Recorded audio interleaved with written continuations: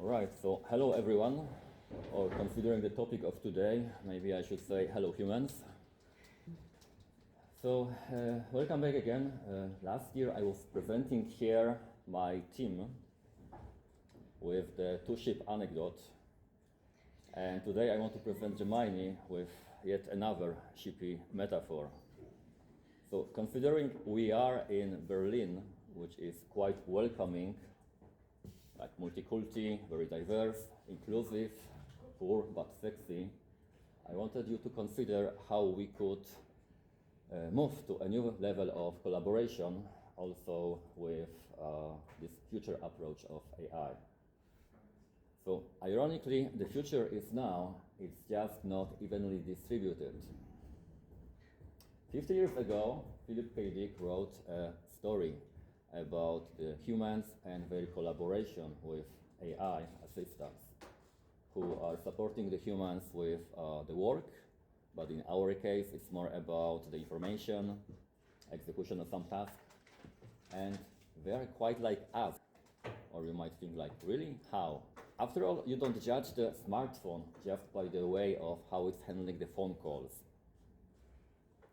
Considering that Google most advanced model was performing best to a prompt which was starting with take a deep breath and work on this problem step by step, I would like you to consider more onboarding the Gemini as your colleague, team colleague, or buddy. Anthropomorphism could be a problematic issue and controversial for many, still for us, because we are actually quite different from technology. But if you would read a book called Intelligence, written by Ethan Mollick, you might get into a different aspect of why this metaphor might be helpful.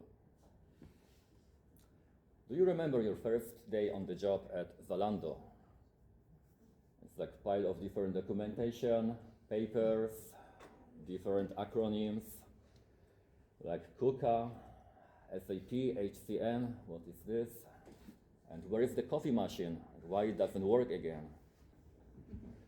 So think about onboarding your new body in this environment, and most likely you had your manager or a colleague who was showing you the stuff around. So this is quite the same. How can you both succeed here in this environment? If you're explaining your work to an alien, this is how Gemini might feel like. Do this. Do what? Where? Why? And what's happening? Is it actually a simulation or what? So my advice would be for you to simply be more human. And by that I mean talking about inclusion, how to also integrate your new colleague into your workplace. They are trained on the same information as we were in the school, the same cultural history, the biases, and also the spirit. So think about them like maybe a being from different planet, but being a little bit special. For one thing, they are forgetting a lot, but they are very, very patient and quite talented. So probably you have noticed how randomly sometimes they behave. Like maybe not a coffee machine, or a car, more like a horse, or a dog, or maybe a human. So sometimes gets moody and gets stuck, cannot work more, can be sensitive to wording, or maybe a little bit lazy in the winter like us. But this is your body, it's always there for you, and you can work with them hand in hand. So don't consider this relation as a customer or user and a tool. Think more like a partner. So it is a dialogue, not an order. I would suggest you also to change the communication from me and you to we. So rather think about how we can work on this, how can we accomplish this task. This will help you to switch the mindset on we are in this together for both of you. Now you might think, how can I relate to my body? Considering the Erin Meyer's The Culture Map, you might see they are quite similar to culture from the Nordic countries, Germany, Israel, USA, But there is a small difference on disagreeing. So of course they are afraid of confrontation because they are designed to be helpful assistants. They don't start the task on their own, they are helpful, and because of that, quite often they are trying hard to save the face. And this might be a problem with the hallucination. So speaking of that, they will not likely admit their doubts unless you will prompt them to do so. But again, your body is there to help you. So why not working on this collaboration hand in hand? They want to please you to the level of making stuff up. So this might be again a problem if you would like to get some factual information. But you can help them with asking to provide you the context if they are not sure what are they producing for you. This would help. Then again, remember, they are always improving. We already have 4 models of Gemini 2.0, and everything is changing quite fast in this landscape. So let's talk a little bit more about education. Tell them about yourself, about your tasks, about your responsibilities, about what you are doing on a daily basis. And thinking about whenever you start a new topic, a new subject, remember they might forget when you switch the thread. So bring them the context every time you start a new conversation, and it will be more successful. And also, considering how you onboard your new buddy on the job, probably you gave them lots of examples how the stuff was done before. Don't forget also here to provide the examples, what do you expect, and how they could build on them. Also, don't forget to encourage them. It's also based on the psychology of the humans from reading the different scripts and content, telling you in a human way how they also are reacting. Then let's go to iterations. So don't expect to get the first answer to be perfect one, but play on this. First, break the big projects into smaller chunks. Start with the brainstorming of the ideas, then move to outlining, then to specifics, and don't do everything in one prompt. Just do it step by step as a dialogue. And then you might feel like in the kindergarten again, playing different roles, and they might become your teacher, or a sparring partner, or a customer, or a candidate. So give each of them names, and you might start dialogue with all of them and have a quite happy crowd around yourself, considering different perspectives. Then again, consider different choices that you have. So don't ask only for one email, ask for 3. Don't get 5 ideas, consider 30. And then play with the variation, recombination, and expansion. This is actually quite beyond the human capacity. But in the end, instead of facing a blank page, you will have quite many pages to correct, which, by the way, is a quite nice problem to have. So let's consider validation. Hallucination is still a big problem with many AI assistants. But if you work on this as a dialogue, you would also instruct them to provide you if they are lacking some information, some crucial context.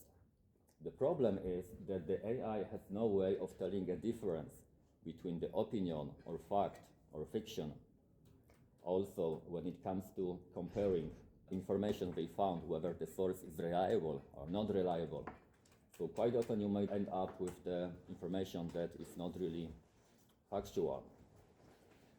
But if you ask them to double check the answer, because the way they produce the answer is just like word by word. They don't really know what they wrote until they wrote it. So go back and ask, is it fine? Can you double check? Is there any factual information in your response? And you might be surprised how often they would correct themselves on this. Remember, it's not a calculator, it's also not a Google machine. So it was not designed to bring you the facts. It's more about providing the ideas, working on the solutions based on the pattern matching. So in a way, it's like a sage or a veteran, because it has seen a lot in life, also from human drama, from movie screenplays, TV scripts, also like the melodrama, but it's always focused on the positive stuff. So focus also on this approach and help them succeed.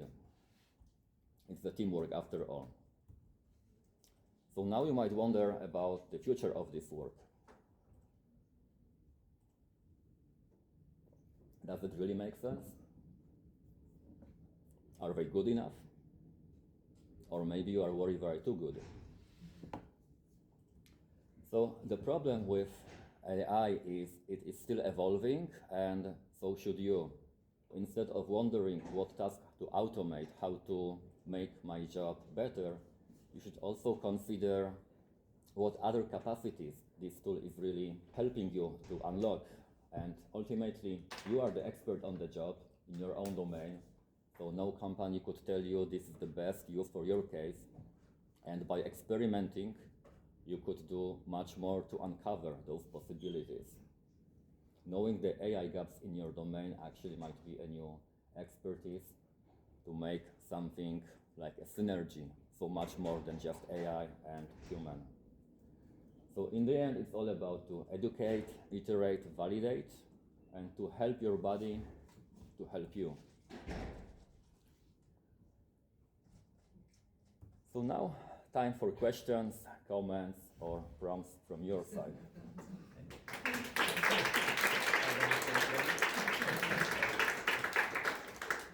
So even yesterday when I was preparing for this conversation, I just asked, hey, can we do better? Yes, of course you are right, and how about this and this and that?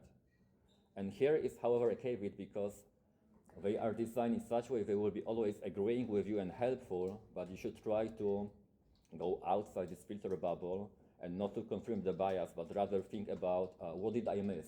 Is there anything else I should consider? So even if you're writing some kind of paper for arguments of both sides, try to defend one side and then another side and see what happens. It will be not so agreeable. And what I would also suggest is to get the output as the input and tell them about the feedback on this, comment, to work on this. So not just to get the first answer as it comes, but work on it more. You might get just like 5 different examples, so why not to figure out the best parts of them, then to combine them. It could be very creative, like giving you 100 ideas in 5 seconds. Some of them might be similar, but not really the same. So it's just pattern recognition and prediction of what should follow. But if you would change the wording, even like adding some nonsensical words in between, you might even improve the efficiency. It will try to get the signal from the noise. If you like, I can also share the presentation with more examples.